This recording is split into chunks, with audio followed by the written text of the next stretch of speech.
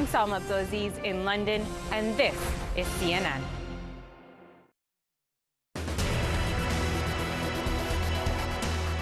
Victor May and Representative Gates had sex twice during that party in 2017. The House says Matt Gaetz was completely in violation of the standards of conduct. Mangione entering a plea of not guilty to the 11 New York State counts he is facing. His attorney, Karen Friedman Agnifilo, telling Judge Gregory Caro that Mangione was being used like, quote, political fodder. U.S. Marine veteran Paul Whelan is speaking out about what he faced during more than 5 years while imprisoned in Russia. Staying in touch with the English language, staying in touch with authors that I was familiar with, it was quite important.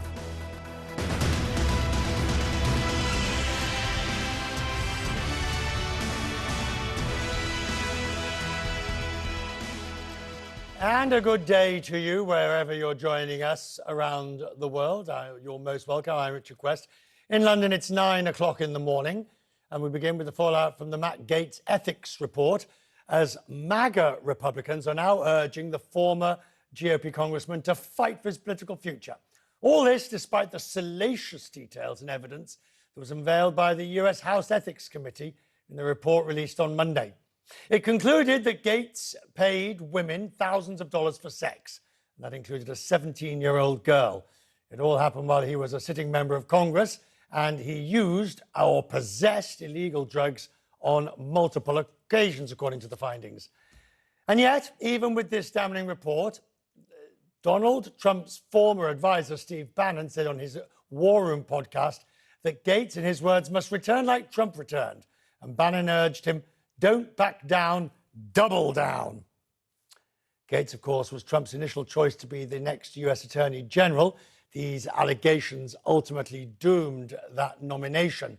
He has long denied all of it, and he has tried but failed to block the report from being released. CNN's Caitlin Polans breaks down the evidence that's in the report. The House Ethics Committee publicly released this long-awaited report on former Representative Matt Gaetz. This is CNN. More people get their news from CNN than any other news source.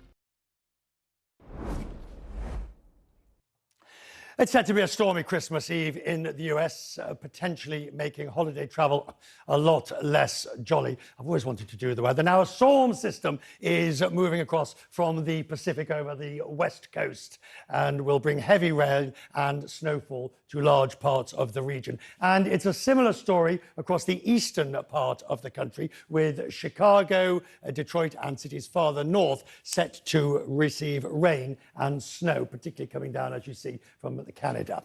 Nearly 200 flights have been delayed either into or out of or across the United States, according to FlightAware, and at least a dozen flights have already been cancelled. You can see the worst is over in San Francisco and was down in Dallas. No matter what the weather is, I guarantee you nothing will stop one of the world's most highly anticipated trips. Santa Claus is packing up his sled with gifts and setting off from his home in northern Finland. Don't start that argument about where Santa lives. Please, honestly, don't.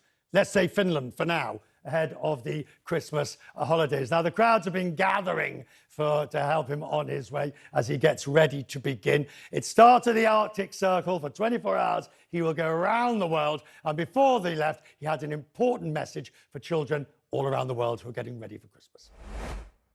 I think it's impossible to be good and nice all the time. Yes, it's too much to ask. You should just try to do your best, as in all things in life. And if you can be quite good almost all the time, don't worry about the gifts. It's time to relax. Don't worry about the gifts.